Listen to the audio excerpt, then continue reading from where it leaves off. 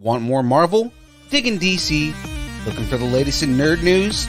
We got it all and more. This is Distance Nerding. We're talking about anything pop culture, movies, music, food, wrestling, whatever you're nerding out on, we want to talk about it. The Distance Nerding podcast celebrates all things you nerd out on. More nerd news, less nerd negativity. Each week, join young Phil and John Mez 5000 as they discuss what's new in the nerd world and get your voice heard in the Facebook group, The Distance Nerdington Post. Grab some tacos, hold on to your butts, and strap in for the ride. You are now listening to Distance Nerding. Hey guys, their arc is going to be a little late, but we are going to start on time and let everything carry on as we intended.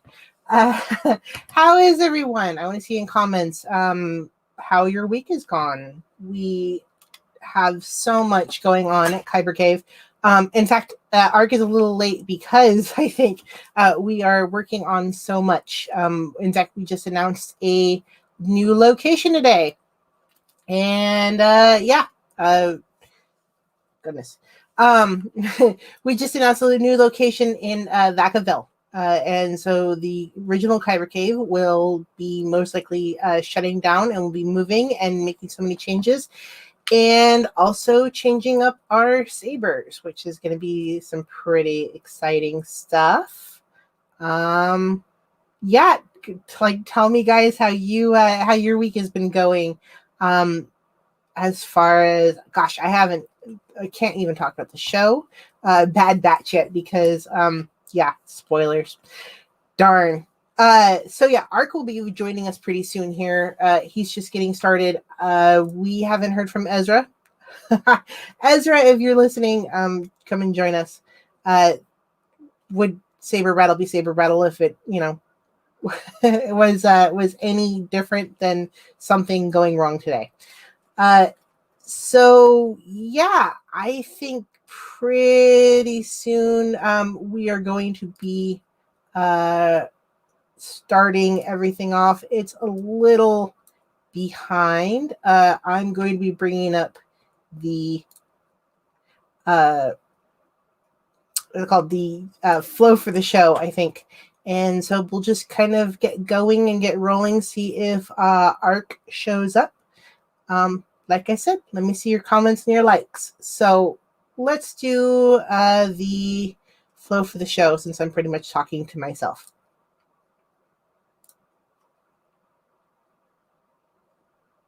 Or it's going to queue up, either way. Let's see. There's a cat in my background. Comments. Hey, Darth Morbidius. Glad you can join us.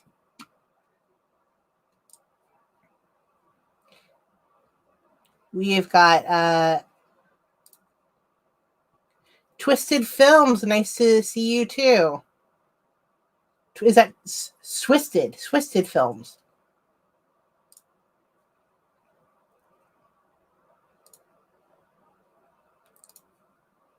You are in time for the flow for the show today. In fact, we're about to bring up the flow for the show if it loads. So here we go with our flow for the show.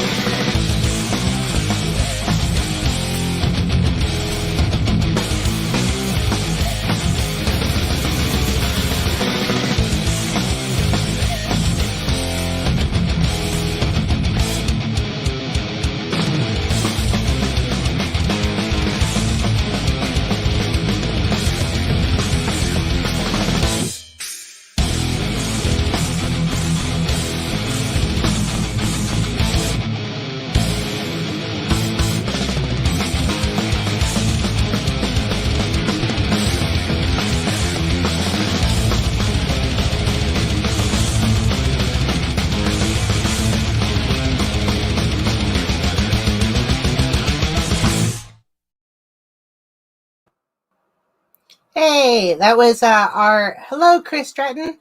That was our producer, one of the cooler of us, which is James Kyser. Hey, James, if you're watching. So,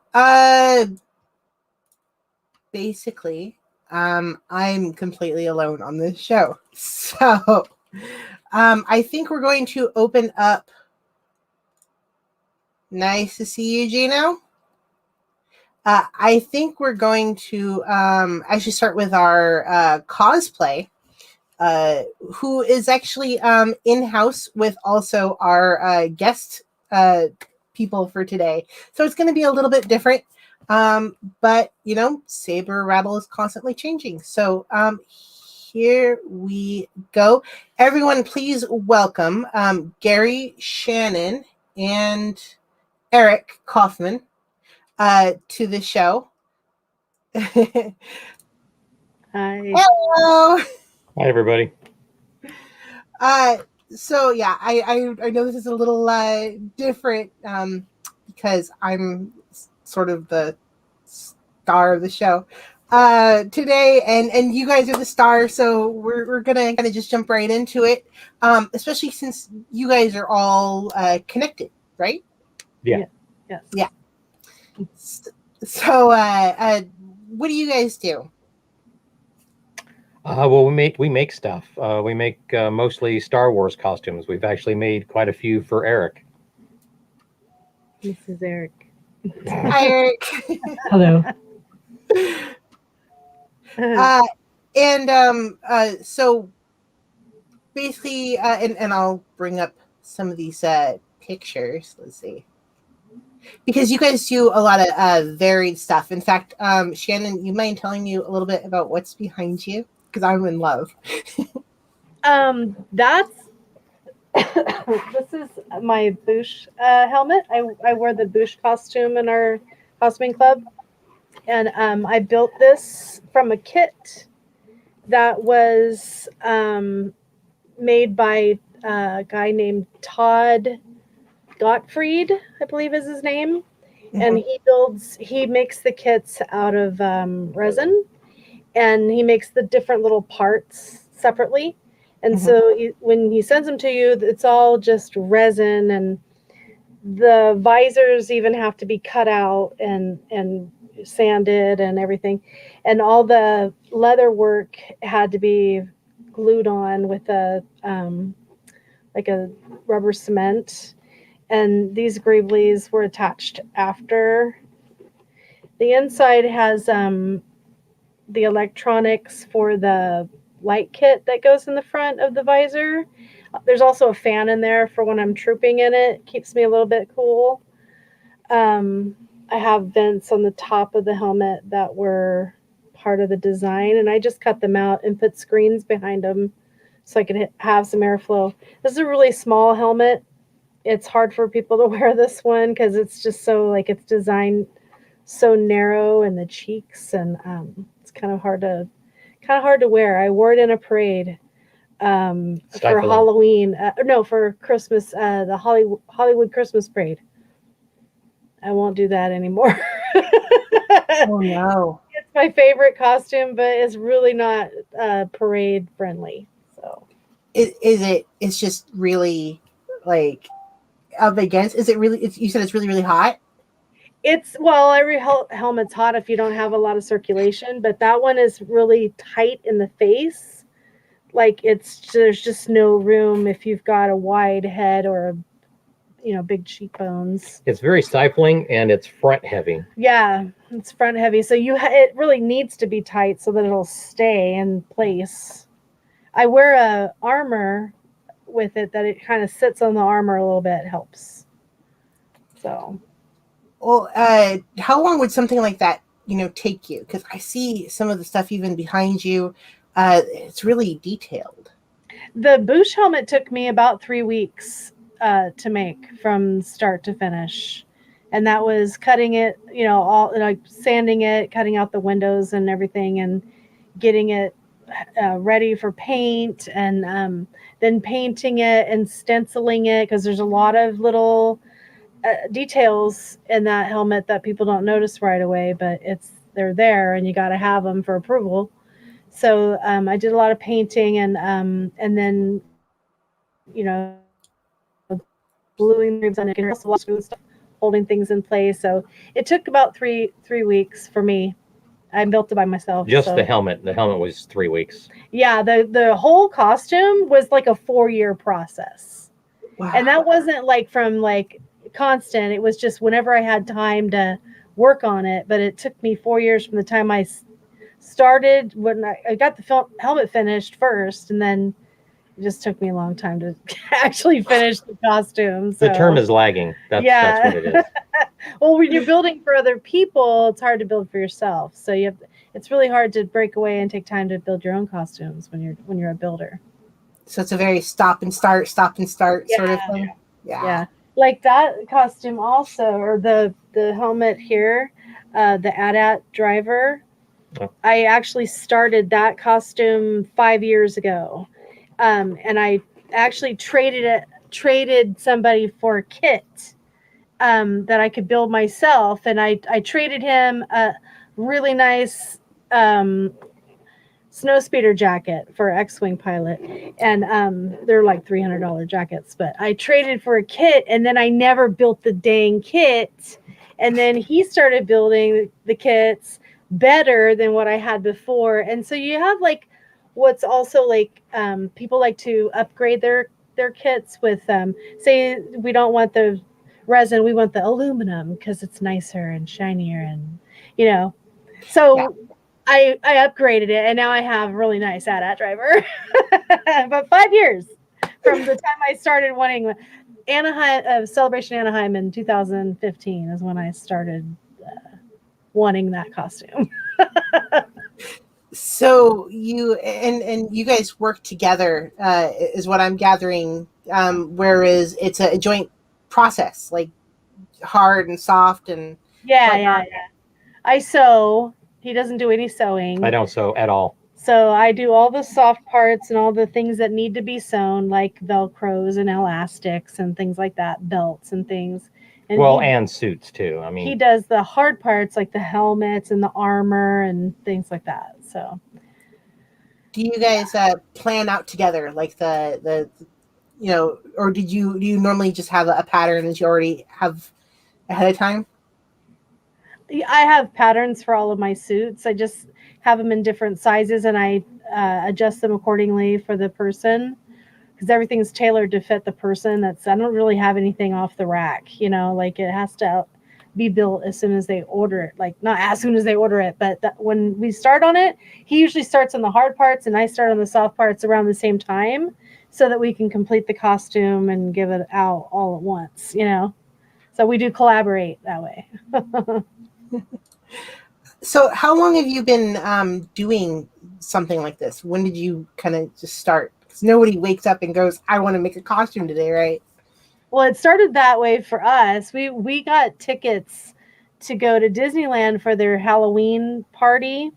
And I think this was in like 2013 or 14. It might have been 13. And we were watching Star Wars one day, and he was like, I just go, hey, why don't you be like one of those X-Wing pilots? And he's like, I'd be down with that. And so we went to the swap meet, and we got some used orange jumpsuits. The prison style. Yeah, they were used and stained and everything. And like, I had to take one of them apart to make pockets for the other one. You know what I mean? Like you mix it together, because they've got a bazillion pockets on those suits. So that's what I did. And then we went to Disneyland, and and then I decided I wanted one. Like these guys? Yeah, I made myself one, and then we went to a convention that same year for our first time, and people thought we were already in the Rebel Legion, and we weren't yet. He kind of was already technically from back in like 2000 or something, but we weren't active with the clubs until that Halloween, when we decided to do our X-Wing costumes. And we've been doing. As soon as they see us at the convention, they're like, oh, you need to be in the Rebel Legion. Like they just basically pulled us right in. And then we just started making more and more costumes for people in the club. Well, the way that it normally happens, because I bought parts, the hard parts for my X-Wing, and then I realized that I could probably make this. So I made my own molds and my own vac table, a little vac table first. And again, once we went to conventions, people were asking like, hey, where'd you get this stuff? And we're like, well, we made it. And then the next question is always, can you make me one? And it's just kind of snowballed after that. Yeah. And speaking of your table, which is behind you, right? That is so cool. So that is primarily. Do you primarily heat form, or what do you use usually for which you use to make your costumes? Oh, well, I mean, if it's a costume that requires armor, I use the vac former. I buy ABS plastic, and it gets heated up. The heater is on the top up here, and then I have the forms down here at the bottom, and there's a lift mechanism that once the plastic has heated sufficiently, I pull it down and use the vacuum in order to form over that. And then the real work starts, because now you got to trim it and shape it and glue it together and paint it and all these little doodads. And like, it's a lot of work. There's a lot of parts. When you start breaking down a costume to build it, that's when you really realize like, oh man, there's a lot of parts to this. Yeah. I completely understand that one. I'm trying, at least operative word, trying to make a Mandalorian costume right now. You guys are amazing. I'm like, I've been trying for a year. Yeah, it's a lot of parts, and you have to be very dedicated. So when you're making stuff, because we get asked about like, oh, do you guys make this and do you make that? It's impossible to make everything that everybody wants, but we try to be as varied in all the things that we offer, because it's hard to say no, but sometimes you have to say no. We don't do Mandalorian stuff. There's lots of guys that do that. Well, actually, our granddaughter has she got a Mandalorian helmet for Christmas because she wants to be Din Djarin, and so I made her the brown undersuit, and she's already outgrown it. She hasn't even made the armor yet. So we are in the in the process of making her. She's 12, going on 13 this year. So the child grows. As soon as she wakes her up in the morning, she's an inch taller, or so it's hard to keep a kid in a costume. I was going to make her armor out of foam instead of spending all the time making forming molds for a kid. But the suit's hard to grow into, like you got to make it fit you. You just add it to the list of stuff to do today. So probably there'll be a couple different versions of a Din costume in the future, right? Yeah. You talking about in the series itself? For her. Oh yeah. Yeah. Well, she's already around the first one that we didn't even ever come close to finishing. She never even wore it, and I'm probably going to end up putting it on a mannequin and making a standee out of it. Yeah, probably. Or I'll just sell the suit to another kid that can wear it now, Yeah. And it's so sweet looking. It's got all the right pockets and stitches and everything, and I had a lot of fun making it. And I'm just sad that she's already outgrown the dang thing. Do you do all the costumes for your grandkids at Halloween? Yeah, we just have the one. Yeah, we just have the one grandkid. We'll slow down on that one a little bit. We have actually a set, and you can't see it in here, but in our shop I have 2 child-sized mannequins that we got at a Kmart closeout when they were closing a store, and they're the perfect size for her original X-Wing costume that we made her when she was 6, and her Organa costume also, and they're standing side by side in the shop, and they're standing like like this. They're really cute. They're no heads, but the costumes are on there, and they're standing in the shop, and people will get a big kick out of them when they see them when they come over. They're really cute. They're full of dust right now, though. Oh my God, it's very dusty in here. I mean, it's going to happen in a workshop, right? Yes, it's hard to keep the dust down. The heat form, did you make that yourself? Because I've seen so many things on YouTube about that sort of thing. Yeah, I did make mine from plans that you can buy on the internet. These are pretty popular. It's a little costly to build. I built the little bit big, pretty much the medium size one, which is a 2 by 3 foot. I built everything on it except I had a friend do any of the welding that I needed because I don't weld. And then I have a friend that's an industrial electrician, and he wired it all up for me because, you know, I probably would have electrocuted myself. Yeah, we even had to move electricity in the garage to the side where he works so that he could plug his. Well, it runs on Backform runs table. on 240, and we don't Yeah. use an electric dryer here. But of course, it was on the other side of the garage, so on we my had side. we had to move it over. But yeah, I built the whole thing.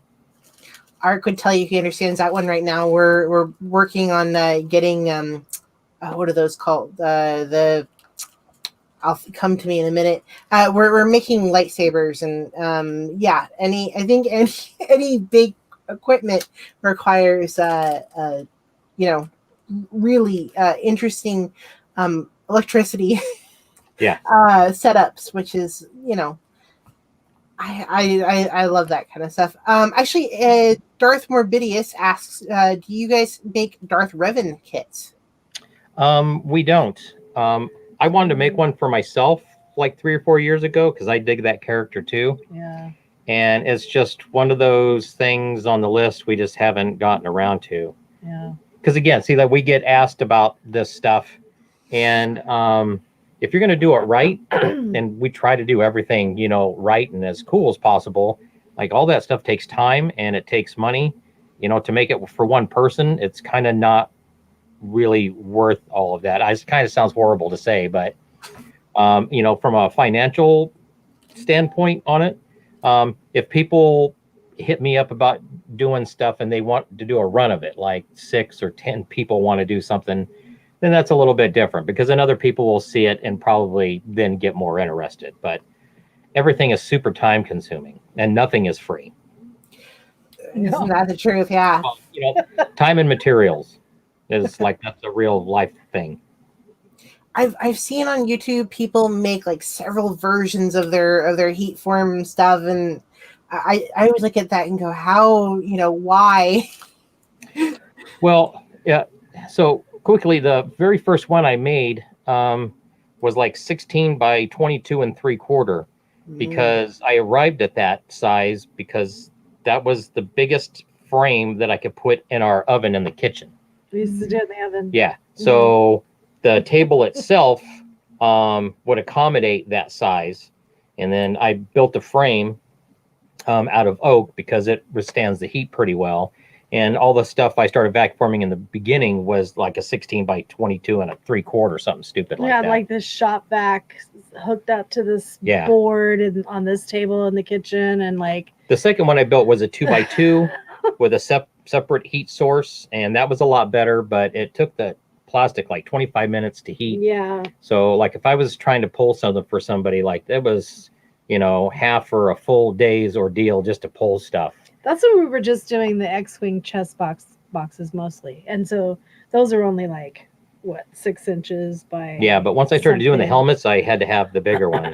Now I do even bigger stuff, and that's why I finally finished. This 2 by 3 took me like 4 years to do because I procrastinated on it. But that's the biggest reason why I built the bigger one. I can pull longer, wider stuff than I'm just like on a standard 2 by 2. So I'll pull up like a picture of kind of like that. Yeah. Yeah. So that chest plate's pretty large. I mean, you could still pull that on a 2 by 2, but it would be pretty tight. So not only, but with my larger table, I can pull that. And then there's like a big buckle that he wears underneath it. I can pull both of those at the same time. Gosh, and there's a lot of detail too. Yeah, we have friends that do the aluminum parts for us. Yeah, I have a friend that does all my aluminum stuff to my specs. And then the details on his back plate, I also have a 40-watt laser. And I cut all that stuff myself. plus a vinyl cutter. So I make all my own custom pinstriping and custom decals as well. Wow. And I'll bring up this one too. This one is impressive. Yeah, that's the TIE Fighter. Wow. So how long, and I'm always curious, how long does something like that take? Or do you just have a, cut and color sort of thing? Well, to make that whole kit right there, the helmet is 1, 2, 3, 4, 5, 6 separate plastic pieces by itself. That doesn't include the lens or the strip that goes on the top that joins it. The chest box is that's 6 pieces because you got a top and a bottom, and then there's 4 donuts that go on it. There's 2 on each side where the hoses plug in, and then there's pinstriping that I custom cut, plus the resin rocker switches that I make also, and all the tiles I cut out of colored acrylic, so you don't have to paint any of that stuff. And I don't think this one, I make them with lights sometimes too. Also the magnet connections. Yeah. They're easy to pop on and pop off while you're trooping. A lot of people hold their helmet on the side. They can't really do anything because the hoses are attached. This is my personal TIE helmet. And as you can see right here, it's got these flat discs. And the other end of the hose, which I don't have out here with me, has a circular magnet, and they stick right on there. Rare earth magnets are super strong. Yeah. So if I want to take my helmet off, all I got to do is just pop them off and stick them together. And I stick them together, so they're not just dangling. Yeah, it's real convenient at troops. Darth Mooney says he loves the craftsmanship. I'm impressed. In fact, well, thank you very much. Do some of those move, like the switches? Mine don't. Most of them actually don't. I know there's a couple of guys that have made them to where you can rock them, move them back and forth, and they'll put sound and stuff like that in there, but I don't do any of that. We have lights though. The lights are cool. And the kids love the lights when we go troops. I mean, who doesn't like flashy lights, right? Yeah. Sure. In fact, you say trooping. You want to tell me who you troop with? Well, it's not really who, it's where. The people that invite us to their events, like they'll set up a special event for their charity or fundraiser or whatever it is that they're going for. And usually it's got a Star Wars theme. You should back up about the 501st. Well, I'm going to say that. They'll get on our website, which is the 501stlegion.com. 501st.com. 501st.com, sorry. And then ask for a request an appearance. And what happens is, and we do that with the Rebel Legion also, we're dual club members. What happens is the host will go on the website, type it in, whatever it is that they need from us, and then it goes for a review. There's certain things they got to look at, and then it goes onto a list of troops. We call them troops, and it's events through the months, through all year long. And we look and see with our schedule, like everybody that's in the club can access it and decide, hey, do I want to go trooping this weekend? What's going on? Who needs some help? And a lot of times it's, walks for Alzheimer's or autism, or it's like relay races for breast cancer, things like that. There's hospital visits, even pet adoptions. We can go to shelters and make a whole Star Wars theme out of a pet adoption event. We've done that before. It's all fun. No matter what it is, it's fun. And the kids always get a kick out of us. Stormtroopers and puppies, who can beat that? Heck yeah, it's the best, right? And then we even go to baseball games, and people just want to take pictures with us at the baseball games, the pro games. It gives us opportunities to wear Star Wars costumes out in public and not get the police called on us, pretty much. Well, that still happens, actually. That still happens. Oh no, I love the story on that. Unfortunately, it does. Not very often, but actually, did you just see that on the news? There was a woman, and she was just, I think it was for a car wash or something, and it was on May the 4th, and someone called the cops. She was a stormtrooper. Oh yeah. Oh yeah. See, some people just don't get it. Yeah. So the people that invite us, they totally know that, who they're inviting us for a reason because they know. Yeah, but not. But I the mean, regular public is like, what we're out is in the going general on public, over there? and there's a lot more sensitivity to firearms, Mm-hmm. and our blasters, like most of the blasters that we carry, the original weaponry from the movies, most of it was based on real life weapons that were just modified and stuff like that. Honestly, though, the host, like especially if it's a school event or a library event, they'll ask us not to bring our blasters. They ask us, can you please, lightsabers are okay, but leave the blasters at home, and we totally comply with that. We have no problem. It's kind of weird when stormtroopers are walking in a parade with their arms hanging down, but we do it. If that's what you want, that's, hey, we're there to help you with whatever it is you need help with. Well, the 501st and the Rebel Legion, we've been asked to participate in the Hollywood Christmas Parade, I think for the last 7 or 8 years, except for last year, obviously, because, they didn't have it. But it was the year before that we marched in it, and we weren't allowed to take any kind of weapon. I mean, they let Jedi take lightsabers because they don't look like guns, I think, to most normal people anyway.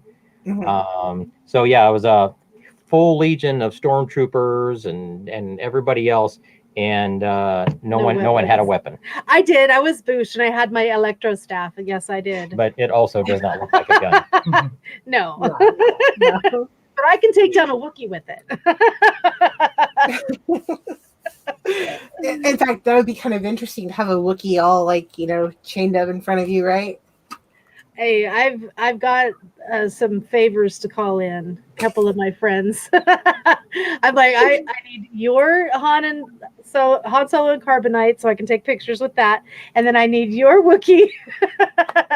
Yeah, so I got a couple of pictures I need. What do you guys primarily dress up as? What's your favorite costume to go?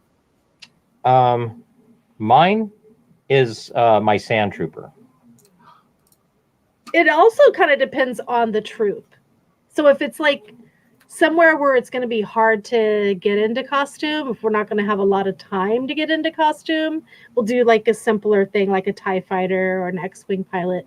But the harder costumes like the Sand Trooper and Boosh, like those take a little bit more time, and we don't want it to be hot or too cold. Yeah, my Sand Trooper is my favorite, actually. Yeah. I don't know if you can tell, but this one's all dirty. That is cool. I'm trying to block some of the light a little bit. Yeah, you can see kind of dirty he is. And that's actually one of the requirements. Not many people know that, but that's one of the requirements, isn't it? To dirty up and look a little grimy. For that guy, no, yeah. For regular stormtroopers, like they're usually like pretty clean because they live on the Death Star or some Imperial barracks, and you have to keep all your stuff straight. But the guys that operate out in the field, like in the desert on Tatooine, like in the original Star Wars, that's my guy. So it's all dirty. I have the backpack. I have the huge T-21 blaster that I don't actually have out here right now, but it wouldn't fit in the screen. Yeah, it's pretty big. So big. Back there we go. Yeah, that's there the one. Go. That's the one. He is wow. Like, what does it take? Is that a complete paint job, or do you like take it out and throw it around? No. I don't really. I mean, some guys will go out and rub it in the dirt and all that stuff, and that's not really like my jam. I did the whole thing with acrylic paint, and I think it probably took me 2 or 3 hours to do the whole thing to where I was satisfied with it. Then I just started wearing it around, and when I pack it away, I'm not super careful with it because I don't mind if it gets scratched up and stuff like that. So it looks pretty legit, like I've spent some time out in the desert, for sure. Oh yeah. It looks like you've been rolling around in the dirt. Yeah. Wow, that is impressive. Yeah, I noticed they're always stark white. Those stormtroopers are Yeah, because I I've only seen the MMCC. I'm only familiar with MMCC. That is just any costume club has their rules, which is always really interesting to read, if you ask me, about how to make them. Yeah. So speaking of that, in the 501st, I'm a GML, which stands for Garrison Membership Liaison. So if you're interested in joining, you pick a costume, you put it together, and if you think that it's ready, then you mail it, and I Email it. yeah. What did I say? You mail it. Oh yeah, you email your pictures, and they come to me and my team, and we review it. And we have a section on the 501st. They're called CRLs, which lays out each costume that can be approved and lays out all the items regarding the costume and how they should look and things like that. And then we review your costume against those and stuff that we already know. And, hopefully you get approved. The process is not that hard. It depends on the costume. I mean, some costumes are really hard. Yeah, but Boba Fett, really hard. Really, really, really hard. Well, the Boosh is really hard. The 501st strives for movie accurate costumes. Yes. Right? Some people might think that makes us bougie or elitist. And and there probably is some people in every group that is truly like that.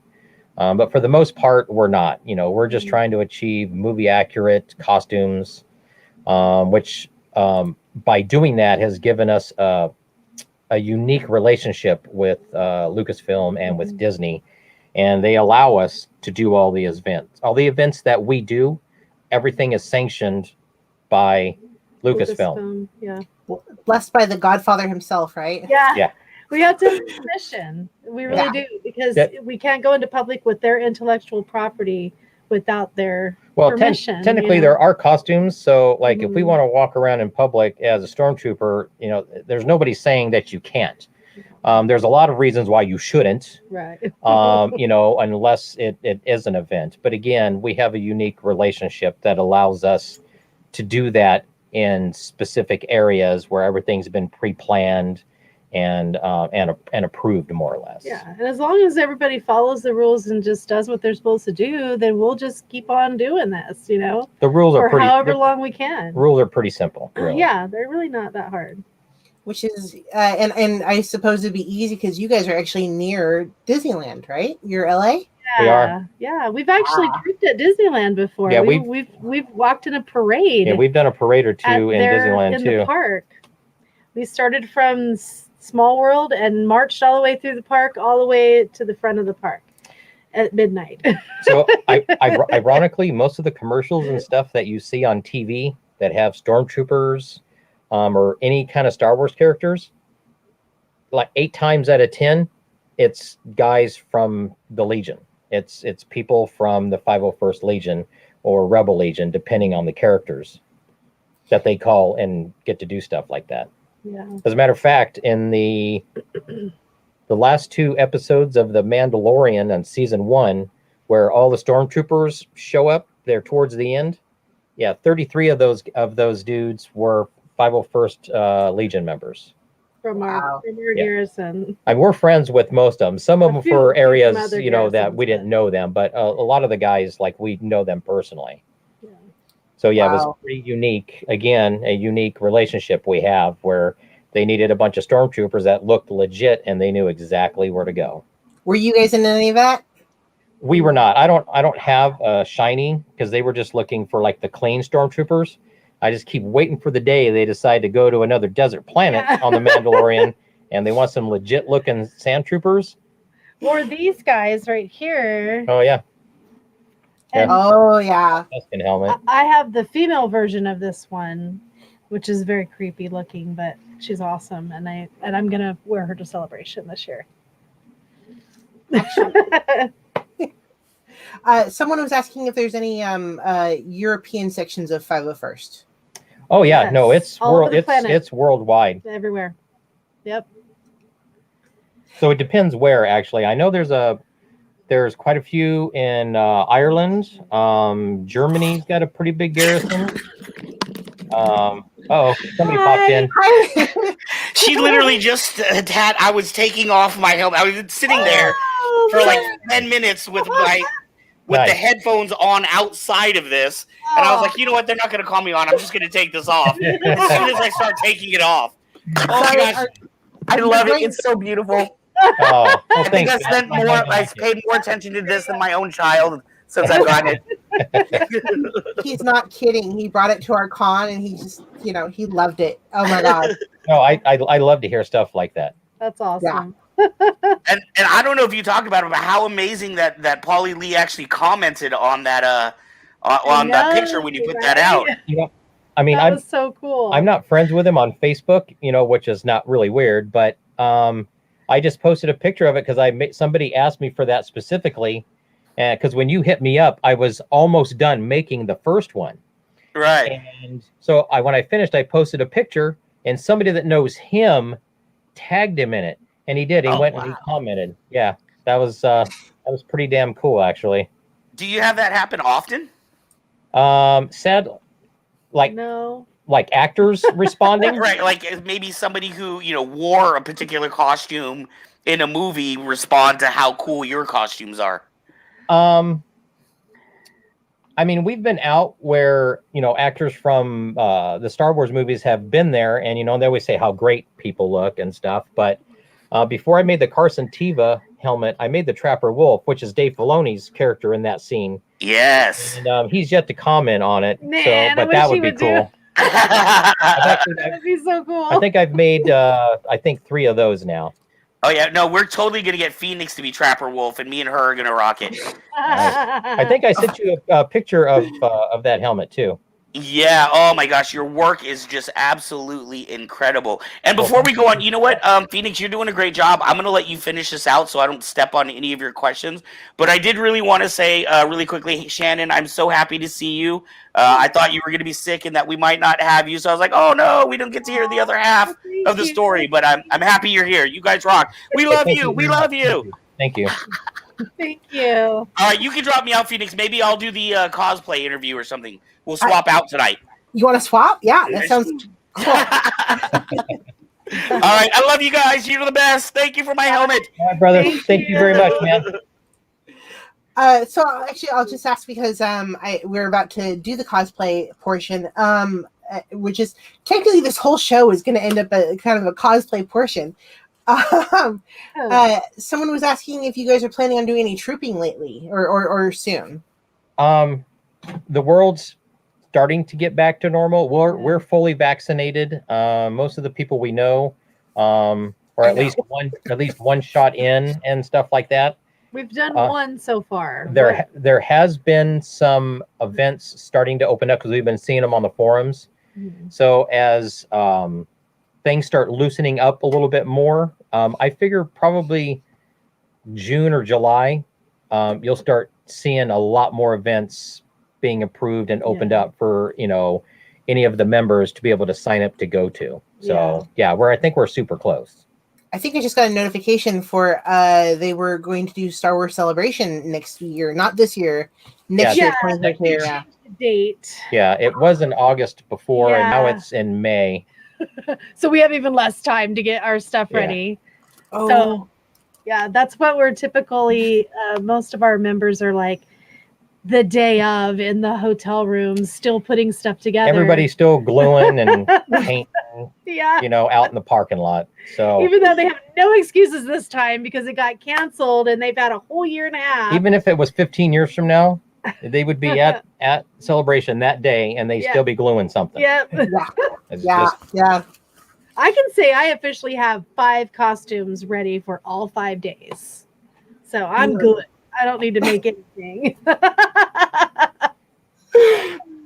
I have a feeling I have a certain boss that's going to be sending me to get one with you guys pretty soon, a helmet. Who knows? Yeah. Awesome. Well, it looks like someone said, how do we get you to make a helmet? I'm in. Oh. Yes. Oh yeah. That's James, our distance nerding. Shout out to distance nerding. Nice. Yeah. You can hit us up on our Facebook. Yeah. In fact, I will throw that up. Sorry, I'm on my own this That's all time. Normally I have someone in the background doing stuff, but normally or this time I'm. What's a con like as a 501st member while I get the You link? stay at the booth and you take pictures with hundreds and hundreds of people, and you let the little kids shoot you with dart guns. And Yeah, there's a shooter trooper. yeah, Where we have Nerf guns Blast a so kids trooper, can go and. I mean, Celebration is just super awesome. I mean, cons are fun anyway, but for like a Star Wars person like we are, especially me, going to a con that's just Star Wars, Oh dang, man, like that's the business. it's the best. Yeah. It's the best. But as a 501st member, if you've signed up to do table duty or costume duty at the booth, depending on what the setup is and things like that. I mean, you're there, a couple of hours if you've signed up for something like that. It's just a lot of talking about the club and about the different charity events, and also trading cards. We all have our own trading cards, and so we do a lot of that at cons. Yeah. And just basically talking to nerds about being nerds, and like what's cool about being a nerd, It's like that. James says he's been to 4 celebrations. Do you troop every day? You know what? Kind of no. I do. Yeah. I wear a costume a day. Like yeah, but we're not wearing them all day.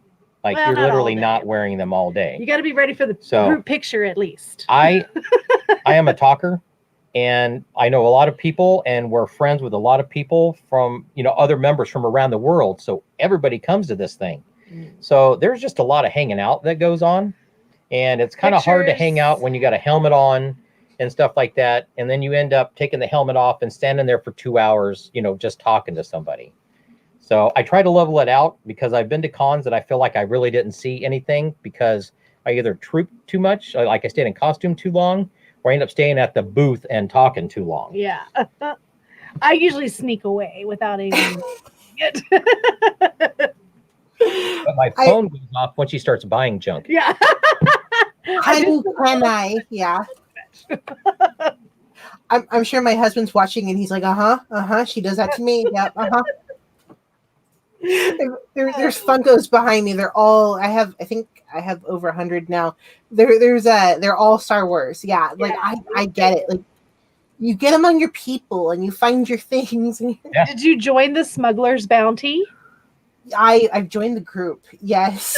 Okay, that's how I don't collect Funko Pops, but I have over 100 of them because I joined the Smuggler's Bounty, and they were coming every other month, and so I was getting more and more and more, and then I wanted, that one's cute and that one's cute, and like every time I would go to convention or celebration, I'd have like 15 or 20 more pops. And so it's like, I don't collect them, but I have them. Yeah, we have a bunch of them. Some of them we buy on purpose. Sometimes people find them and give them to us. Yesterday, or not yesterday, day before, somebody gave us a whole bunch of Star Wars stuff, and there was a bunch of pops in there. And I'm like, oh my God. There's more pops. But they're so adorbs. I've gotten so associated with Funko Pops. I think I have people that just go like when they see me like here, Yeah. Do you have the Funko app on your phone? Mm-hmm. Yeah. That was a big mistake. Yeah. Well, yeah. I'm talking about the one that tracks your collection. Yes. I think. I just found out about that one myself. Yeah. I think mine's about $1,000 now, a little over $1,000. Yeah. Oh my God. Well, we ended up having a couple like not Star Wars related that I was kind of surprised how much the trending value on some of those were. Yeah. Like a Mike Wazowski, because I love Mike Wazowski. He's my favorite. And I just got one of him and one of Sully. And I just like them. And they're on my nightstand. And he scanned them the other day. And it was like, how much was it? Yeah, the Mike Wazowski trending for $240. I was like, what the hell? Yeah, I was like, wow. He's just my little guy. Should have bought a couple of those. I was actually surprised. I got a 2 Cara Dunes, and I think Ark has the similar story. I got 2 Cara Dunes, and I don't think I spent any more than like $12 on them, and I think one of them is like $40 or something. Yeah, And the yeah, other one you is know what? I don't know how much it is That, yet. that will die down. I hope not. I mean, they are technically my collection, and I have no reason to sell them. Like Yeah. So who cares how much they cost or how much they're worth? I kind of don't want to know. I've said that too. Like, I tend to not really look at the thing. I think I looked at it once. I've said that too because I'm like, I don't care. Like, I'm never selling them. They're not going anywhere. I'll probably just take them out of their boxes eventually. They're all boxed right now for me. Yeah. I have some out of the box. Yeah. I took Boosh out of the box. I had to have her. I bought a giant Mando that was broken. Like the box was broken. It was completely like crushed. I can't hear you. Sorry, I was typing something. The box was crushed, and I was like, I'll take him home because he looks sad. Like he needs a home. Oh. Yeah, I'm not an opener. Even if the box is jacked up, like I still can't like open stuff. I am. I love to pose them and put them in little scenes, like movie scenes and stuff. I like that.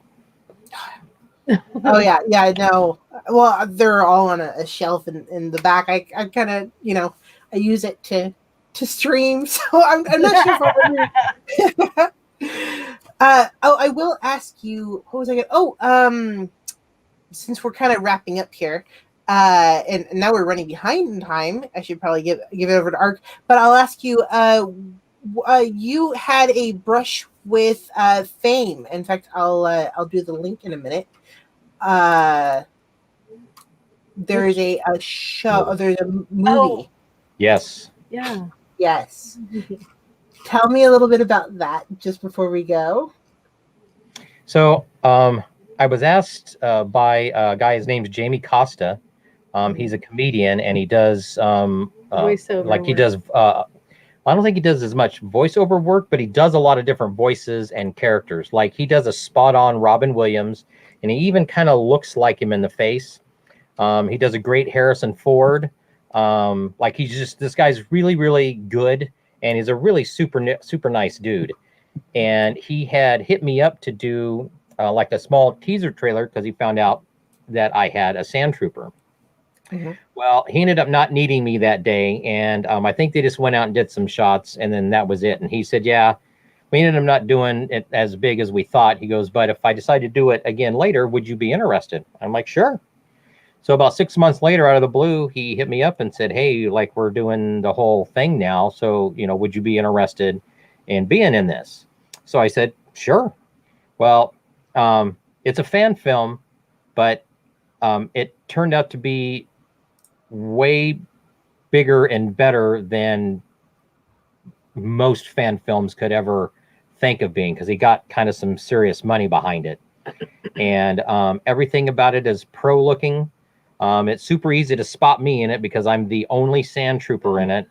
Plus I got a neat scene at the end with Jamie. James Arnold Taylor, who everybody might know, does the voice of Obi-Wan Kenobi in the Clone Wars and Rebels. Hello there. Yes. Yes. Hello there. He's in it also. He was a super nice guy. Just everything about it was just awesome. Like I can't say enough nice things, not only about the end product of the movie, which I think runs a little over 18 minutes, so it's not super long. Yes, just Obi-Wan. Awesome. It's just awesome. A fan film. Obi-Wan, yeah. A fan film. I mean, I think it's had. I say we. I didn't have anything to do with any of the production on this, but I think it's over 6.1 million views on YouTube. So it's been seen a couple of times. Yeah. In fact, I've put up the YouTube link. If anyone wants to click on it, it'll look weird on the bottom of the screen. So I linked it. If anyone wants to go into the chat and look, The music is really, really good too. You'll think that John Williams did it. At a minimum, if you just go to YouTube and just type in Kenobi, it's pretty much the very first one that comes up. Yeah. James loved it. Yeah. No, it's super, super awesome. So he actually premiered it at the Dolby screening room up in LA. So not only did I get to wear my Sand Trooper, and I just thought it was going to be like a regular fan film and just be fun. I mean, it was super, super fun, and I met a lot of really cool people. But he screened it there at the test screening Dolby Theater, and I got to see myself on the big screen, which was awesome because I did my own voiceover work for the Sand Trooper as well. He asked me to do it. Oh, very cool. Yeah, that was super fun. I haven't personally seen it, but I'll definitely be looking at it tonight. I've heard so much about it. That is so cool. Because I'm just to put the cherry on top of that, back in December, the director hit me up, and the New York Times wanted to do a piece on him because they were talking about Star Wars fan films and fandom and stuff like that. And they wanted to take pictures, come and do pictures with him. And so I went out with my Sand Trooper costume and put it on, and we did a bunch of pictures around his house and stuff like that. For the New York Times. Yeah, and we ended up getting like 2/3 of a page in the New York Times, a huge picture. That's pretty awesome. So, which was also pretty awesome. So Kenobi's kind of the gift I didn't ask for, but it seems to keep giving here and there. You never know. Like fan stuff stays around for a really long time. Oh yeah. Well, thank you guys. I'm going to in fact, I'm watching it too, Darth. Yes, please watch it. You will not be disappointed. Like nothing about it looks like, a fan film. It's all super pro. I'm excited. I'll watch anything fan. I have a little bit of a background in filmmaking. Which is kind of how I got this job. And I support indie films so much because, I think it's important to keep the fans supported because that's all we're doing. We're supporting the thing we love. So thank you guys. And I'm going to hand this over to Ark, which means he'll be interviewing, I think, a little bit of you guys and Eryf. Yeah. All right. I'm gonna let Oh my gosh, what a fantastic story. That's so cool to be a part of history like that and to be a part of that film. Yeah, dude, it was awesome. It turned out being way more awesome than I thought it even could be. Sweet. Right. Well, that is absolutely amazing. And I wanted to make a comment to James had talked about, like, well, how do I get one? I will tell you, for anybody who might be contacting Pilot Bay. Now, I don't want you thinking I got any special treatment or anything, but I contacted Gary, and the next day he was like, "Yeah, dude, let's get it started." Within, I think it was less than 2 weeks from the time that we first started talking, before that helmet was on my doorstep. And on top of that, I asked, like, I was one of those pain in the butt clients that wanted my very own, special color of blue. Just a regular blue wouldn't do. I had very specific things. So even with all of that, even with all the things I asked for, you guys came through in like less than 2 weeks. That was absolutely amazing. Well, you are most welcome. Thank you very, very much. We appreciate that, man. Oh man, I'm coming back to get the rest of this costume. Whenever you're ready. But speaking of costume, Shannon, you look a little different now. No, I'm talking to you, Eryf. Sorry. Oh no. I was just joking because I'm talking to Gary. All of a sudden, I turned back and Eryf is standing there. Well, I let him step in for the cosplay piece. So, Eryf, how are you doing tonight, my friend? Oh, good day, loyal Imperial citizens. Oh, even staying in character. I love it. I love it. Now, when I first started talking to Gary, I thought it'd be really cool to get somebody on the show who actually has bought product from Gary and troops in his stuff. Is this stuff, did all of this come from Pilot Bay? No, not all of this. I'm wearing this Imperial officer costume because it's my only 500 First Legion approved costume. Okay. I have a few. All of Gary's costumes are 500 First improved, but I have purchased many of them, yet they are still works in progress. And right. I haven't completed them or submitted them for approval quite yet. So I still have a year before celebration. Hopefully I'll get a few before then. Eric's one of the guys that buys kits to build himself and then takes his time building them. Right. So now let me ask you, because this is my very first steps into the whole cosplay universe. I decided I was going to start with the most important piece, the helmet, and work everything out from there. You said you're working on a couple of different costumes. Is that correct, Eric? Yes. And if you would like off the top of my head list, I am working on an Imperial AT-AT commander, which is not too much different from this. Actually, this is the base costume for the AT-AT commander. It has some armor that covers the soft uniform. Right. It's like a chest plate, right? Gary's going to show you an example of it right now. Yeah, Okay. Plate. Oh, yeah. Beautiful. And then he has the back plate. And then the back plate right here. Oh, that's absolutely gorgeous. Yeah. So my question to you is, as a cosplayer, because I hear this very often from cosplayers, but I usually don't get to interview the cosplayers. What is it that makes you? Because like right now, I am so obsessed with this Carson Teva. I can't really think of anything else. But what makes a cosplayer go, you know what, I'm going to start this one, and then all of a sudden switch gears. You know what, I'm going to do this one. What is it that makes you want to do 3 and 4 costumes at a time? Well, this is my only costume that I've had for the last almost 3 years now, and I troop about 100 times a year. Ooh.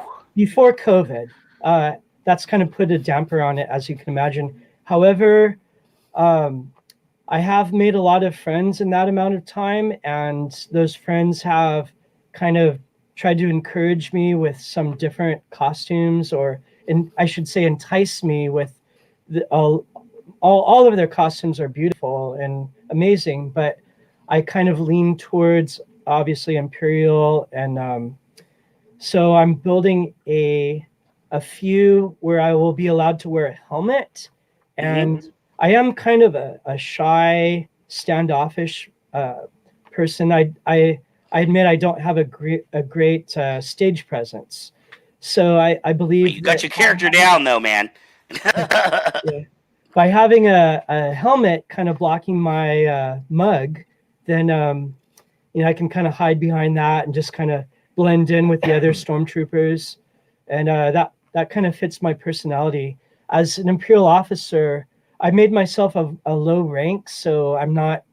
A lot of people do generals and admirals, and they're very in your face and almost like second in command to Darth Vader, but I'm just really a background character. So I believe these other costumes that I'm working on can, if I'm go back to 100 troops a year, this costume admittedly is wearing out. So I'm going to have to replace it. But if I have 3 or 4 or more costumes, then I can kind of rotate that and maybe slow down the wear and tear on them. Mm-hmm. Especially since it's a 95% material costume. The armor, it might be a little bit easier to repair and replace because it's just touch up, maybe sanding, painting, buffing out scratches. Or this has been a snag, and I have to go to a tailor, and maybe it's out for a few weeks. Right. Now you're lucky enough that you get to be, you get to be right there with Gary, one of the great, Gary and Sharon, Shannon, one of the great suit makers. We don't all get to come out there. Do they? How is it working with them? Have you worked with other suit makers before or other costumers? You're correct. I'm definitely very lucky. Fate just really aligned when I met him at a Long Beach Comic Con in 2016 when I was building this costume.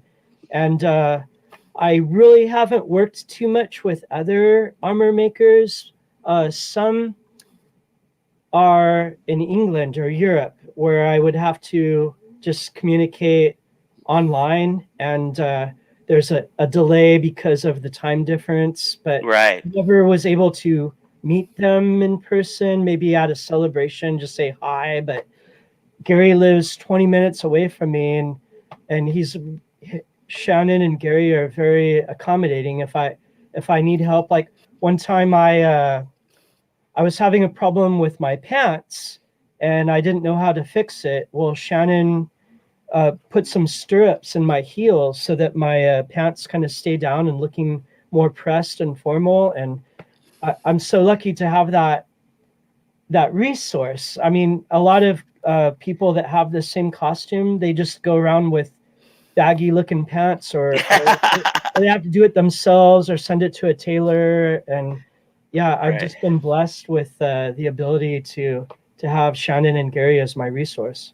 Right. Now, Gary, it's maybe a little bit easier because he's actually there. You can do measurements and things like that. Is it difficult, Gary, when you have all these people online that you don't ever get to see, or everybody's got different body types? Yeah. Is it hard to do costuming when you can't actually see a person, or is it pretty routine? I mean, if someone's buying soft parts, like suits of some such, Hmm. I have a list of measurements that Shannon requires in order to tailor it for them. So as long as they're measuring themselves correctly, then they're going to get something that's going to fit exactly their body shape and style. And we have had people that have measured themselves, and I'm pretty sure they did it with clay or maybe some sticks they found in the yard, because they get it and they put it on, and it was like it was made for somebody totally different. Right. Now, if it's a Right. mistake that we've made, and she doesn't really make mistakes like that, I mean, that's kind of hard to do. We fix that stuff for free. But Right. there's like, if you send in measurements that are of like maybe would better match your neighbor or your dog, then that's a different discussion.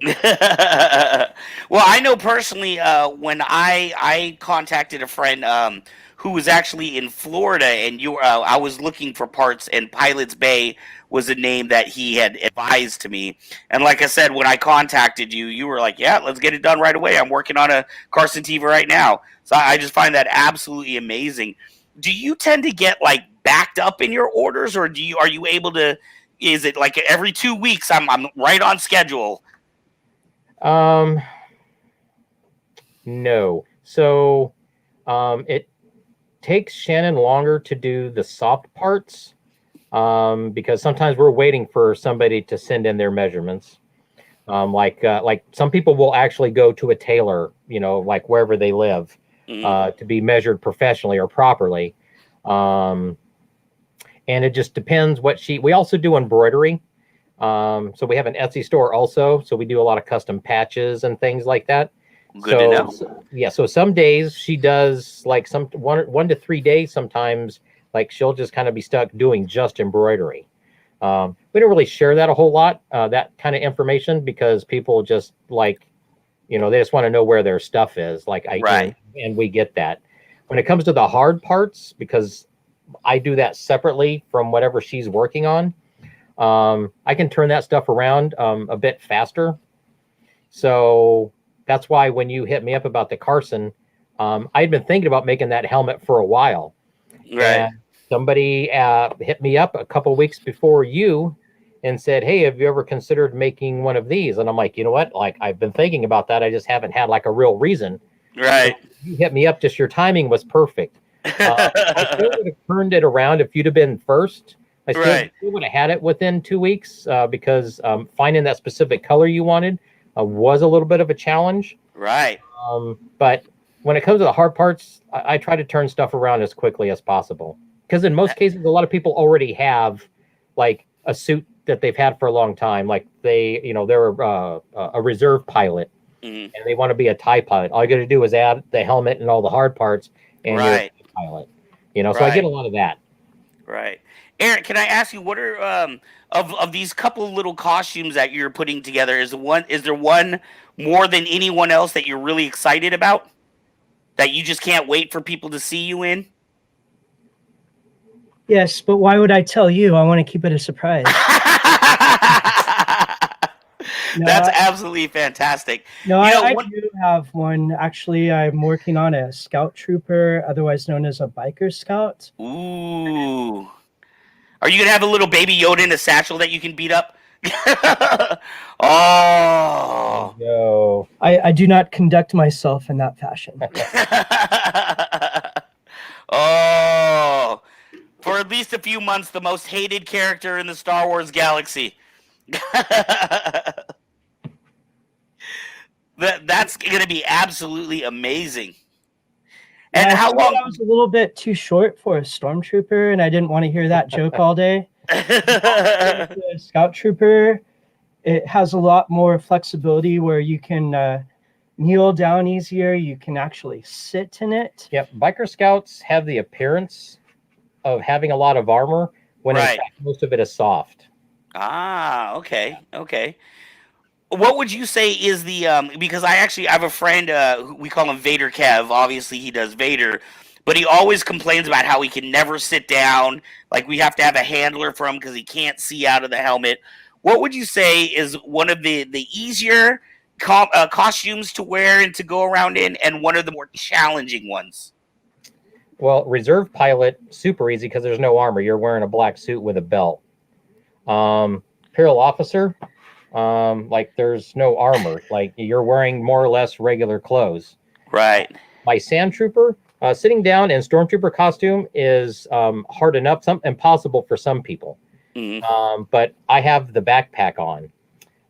I did learn while on the set of Kenobi, in between setups and stuff, that I could actually sit down on chairs if I was super careful and I didn't have to take my pack off. Right. But in best situations, like that's pretty difficult. Most stuff that's full armor, like there's no sitting down. There really isn't. Wow. I think that's you pretty much Right. can't see anything either. Well, I'll be honest with you. One of the reasons I was really attracted to the Carson Tiva was because I thought, because when I go to a con, a lot of times I'm working at a booth. So Yeah. I didn't want a helmet that was going to block me from being able to see my customers and talk to people. Sure. So I thought doing an X-Wing pilot would be a good way to not have too much stuff on, but still be in character. Right. We've actually done probably half a dozen X-Wing costumes with and without helmets for people that, like, the primary thing they do is they're droid builders. Right. So they wanted a costume to wear while out with their R2 unit or whomever. But, they didn't want to go as a stormtrooper because, again, it's super restrictive. And, they have the remote control and stuff. So we've done X-Wings for some, and we've done just like regular bridge crew and stuff like that doesn't have any armor. And in most cases, though, they don't even have helmets. Right. So, yeah. Wow. And do you take like special requests? Do you have just certain things like you're known for? Because I do notice when I look at Pilot Bay, and it's called Pilot Bay, so I tend to see a lot of X-Wing helmets and I see a lot of TIE fighter gear, but I see things like I think it's the Imperial bomber who's got that, or gunner who's got that interesting helmet. Yeah. I see a few other things. Do you have ones that you're particularly known for, or will you take on any project in the Star Wars universe?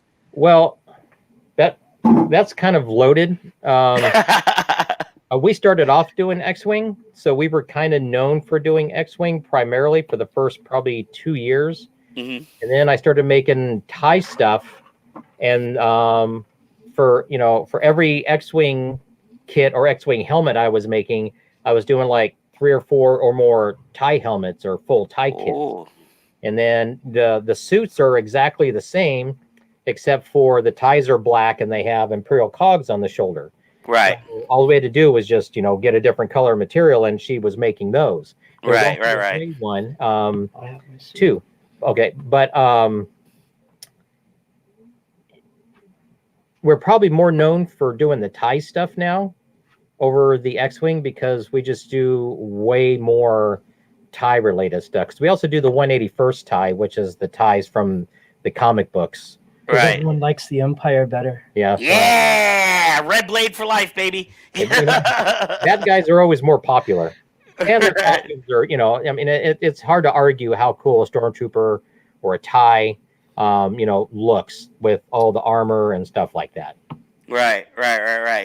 And your work is absolutely fantastic. Whether it's Thank you. the Rebels or the Empire, everything that I've seen come from Pilot Bay has been absolutely gorgeous.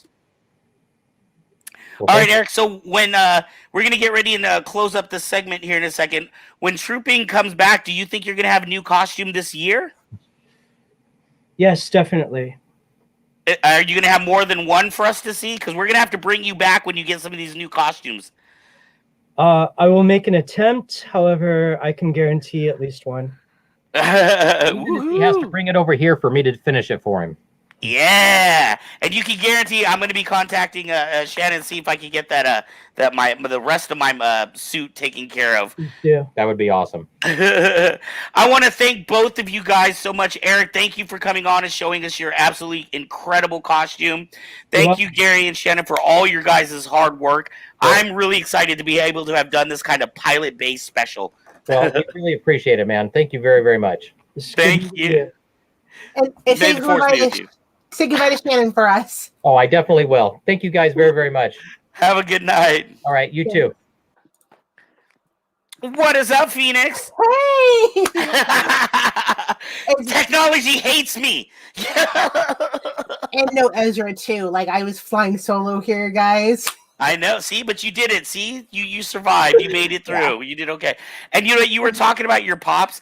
I didn't realize all of your pops were Star Wars, All of them, every single one. Yeah, except for I bought you a pop today. yeah. Oh, I have a Witcher one above my bed, so that's gonna probably they're gonna go on my I'm redoing my battle station right now. They're gonna go like right where I'm looking for right now. I have we were at Target today, and I saw the Patronus for the Phoenix, and I was like, oh my god, I have to see if you have the Phoenix. I don't know why I don't have the Phoenix, but I don't have the Phoenix. Thank you. I know, right? All right. So hey, did we do our flow at the beginning with Mr. James? Yes, we did. I'm so upset that I missed the flow. Oh, it was good. It's always good. He's always good. Like, he's I gosh, I want to learn how to flow. I've been practicing with my new blade. Yeah. And I'm very excited. I am super excited. I'm so excited that you love your baby so much. I love it when people love their sabers.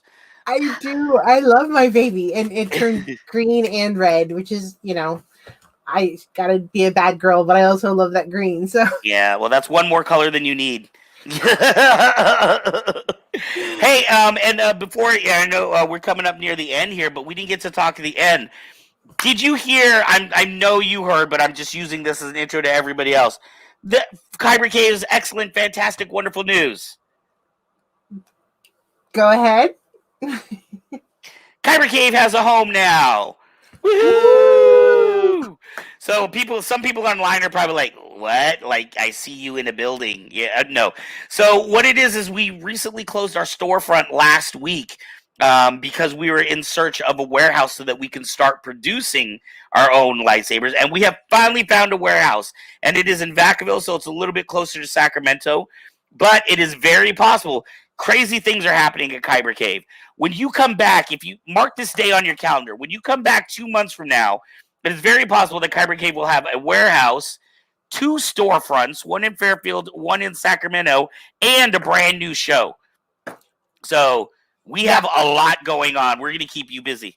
Yeah, we've actually we've got our Ezra leaving us, so it's gonna be you and me just looking at each other. I know Chris is going to be like, screw that, I'm not watching the show anymore.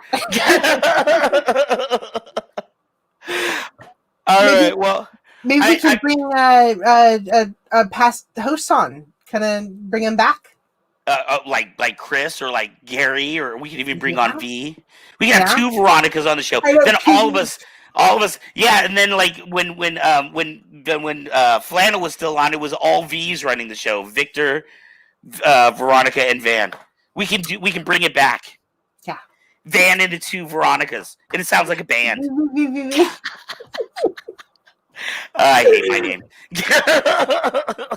I've never really liked my name. A lot of people call me Ronnie, but yeah, I'm Phoenix. I'm mostly Phoenix. Woohoo! And Distance Nerding will be there as well. I'm actually going to be looking forward to them doing a little podcast. We're going to have our studio set up inside there too. So we have a beautiful little office area. We have a whole area for painting, putting in our electronics, and the big warehouse. And there's a fire station right behind there in case, I am me and I set something on fire. Or better yet, Dawn sent something on fire. Right. Well, it would probably be me because technology hates my guts. Yeah. All right. So I do want to thank everybody for tuning in this week. I do apologize for coming in late. We finally got it all worked out after going through 3 computers. I found one that worked. So I survived. I hope I didn't bore you guys too much. Thank you so much to Pilot Bay showing up this week. Shannon and Gary Howe, thank you so much. I love you. I love you. I'm going to be giving you lots of more money. Me too. Like, now I have to do something because I can't just stick with a Mando. Just be like, that would just be cop out, right? Just be a Mando and a Jedi. Let's I need something else. Can I tell you the idea that I want to do? This is like after I get this Carson Teva put together, I thought, it would be really cool because I saw him do custom helmets. I want to get a custom helmet in yellow and black with the Kyber Cave logo, and then have like a yellow jumpsuit with like black, black trimmings on it and stuff like that. Have like a Kyber Cave pilot uniform. How cool would that be? That would be really cool. Actually, Darth, I'm both black, or I'm both red and green. But it says what color is it on, not what colors are available. It's red, baby, red blade for life. All right, we're gonna get off of here. I know that there are people that have like dinners to eat and things like that. I'd like to thank all of our incredible guests, just like you were saying, Garen and Shannon, James Kiser, as always. Eric Kaufman for talking to us and showing us his fantastic costume. It's been a fun night. Thank you for holding it down, Phoenix. You rock. Bye, guys. We will see you next week. Same bat time, same bat channel.